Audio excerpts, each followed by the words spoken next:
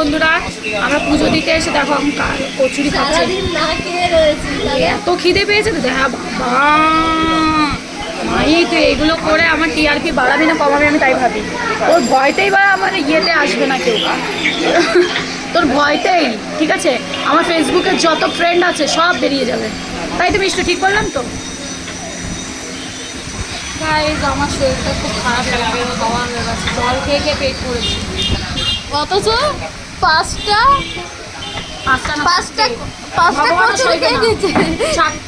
চারটে খেয়েছি তাও খুব খেয়ে নিয়েছে আর আমরা এখনো খেতেই পারিনি। আর এই যে আমি আস্তে আস্তে খাইনি রে, আমি যত তাড়াতাড়ি খাই কারণ আমার যত ধৈর্য করে খাবো না তত আরো রাগও লাগে। আর না খাওয়ার পরে হাত করে খেয়েছি তো রাগও লাগে নর্মালি।